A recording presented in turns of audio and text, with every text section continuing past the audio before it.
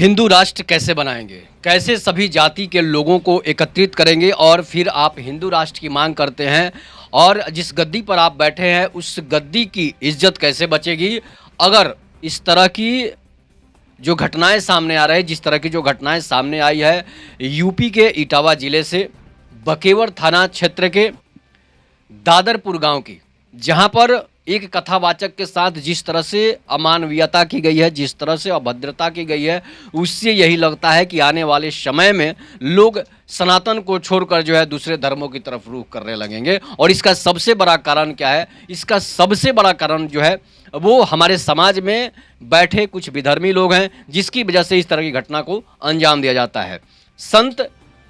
संत कुमार यादव जो कथा कहने के लिए दादरपुर गांव पहुंचते हैं, उनके साथ उनके मित्र मुकुटमणि यादव भी हैं। और मुकुटमणि यादव और संत राम कुमार यादव जो हैं वो दोनों कथावाचक हैं, गांव-गांव घूम-घूम कर जो है कथा कहते हैं।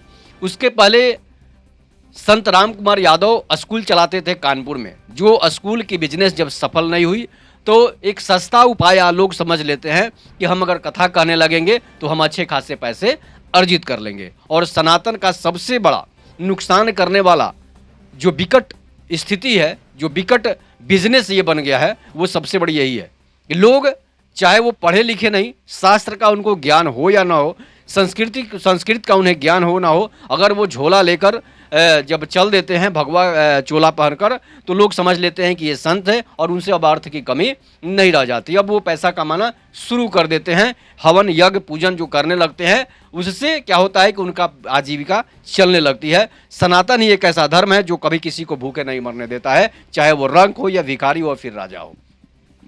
अब जब संत राम कुमार यादव कथा कहना शुरू करते हैं, संत राम कुमार पर कुछ पहले से संगीन आरोप भी हैं। उसके बाद जो है क्या होता है कि संत राम कुमार जो है उसके पहले अनेक घटनाओं को उन्होंने अंजाम भी दिया है, उसके बाद वो संत बन गए थे। कहा जाता है, आरोप ये भी लगता है, फेसबुक उनके सोशल मीडिया पर आप कमेंट भी देख सकते हैं, जो कमेंट को मैं आपके सामने रखूंगा।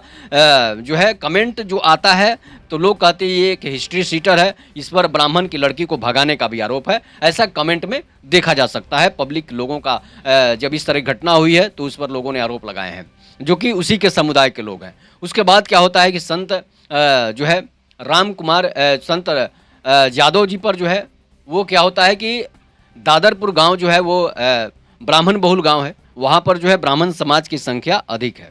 इसके बाद क्या होता है कि जब वो गांव-गांव कथा कह रहे होते हैं तो उस कथा में कथा कहने के लिए दादरपुर गांव उनको बुलाया जाता है। दादरपुर गांव जब बुलाया जाता है तो होता क्या है कि कथा कहना शुरू करते हैं। कथा कहना जब शुरू करते हैं तो क्या होता है कि एक दिन की कथा जो है ख़त्म हो जाती है। एक दिन की कथा ख़त्म होने के बाद जब उन्हें लोग खाने पर बुलाते हैं तो किसी ने उनकी जाति पूछ दी कि बाबा आपकी जाति क्या है। तो उसके पहले संत ये जो राम कुमार यादव जो हैं, राम यादव जो हैं, संत राम कुमार यादव इनका नाम है, या तो इनका नाम जो है संत कुमार यादव था। और संत कुमार यादव के नाम से इन्होंने जो है आधार कार्ड जो इनका था वो किसी और नाम से था। मैं आपको बता रहा हूँ कि इनका आधार कार्ड जो है वो आधार कार्ड है इनका मुकुटमणि अग्निहोत्री। इन्होंने मुकुटमणि अग्निहोत्री नाम से आईडी बनाया है, आधार कार्ड बनाया है, मतलब कि ये फर्जी है। जब लोगों ने कहा कि आप तो ब्राह्मण बोले थे कि आप ब्राह्मण हैं और आप ब्राह्मण हैं, कथा कहने के लिए आपको आमंत्रित किया गया था कि भाई मुकुटमणि अग्निहोत्री को कथा कहने के लिए बुलाया जाए, ये ब्राह्मण है और ब्राह्मण समाज के गांव में कथा कहना है।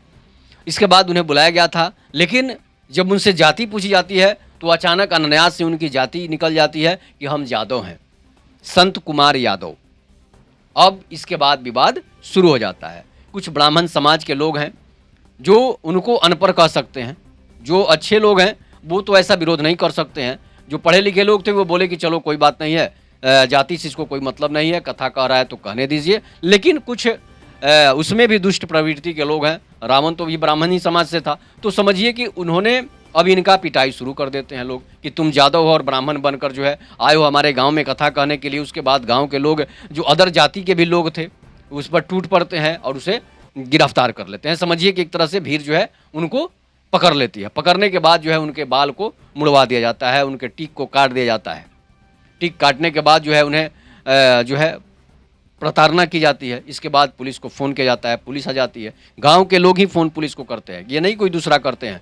गाँव के लोग ही पुलिस को फ़ोन करते हैं। जो पुलिस को फ़ोन करने वाले जिनको बुरा लगा वो भी ब्राह्मण समाज से ही थे और लगा कि वही अपमानित हो रहे हैं, तो ब्राह्मण समाज के लोगों ने ही पुलिस को फ़ोन करके बुलाया और जो है संत कुमार यादव, मुकुटमणि यादव जो है इन दोनों लोगों को पुलिस पकड़कर ले जाती है और इसके साथ जिन लोगों ने उसके बाल मुड़वाए थे, जिन लोगों ने उसके टीक काटे थे, उसको भी गिरफ्तार पुलिस 4 लोगों को कर लेती है। लेकिन सबसे बड़ी समस्या है कि इस तरह की घटना जब होती है तो लोग अलग अलग तरह के कमेंट करना शुरू कर देते हैं। पूरे ब्राह्मण समाज पर भी लोग उंगली उठा देते हैं।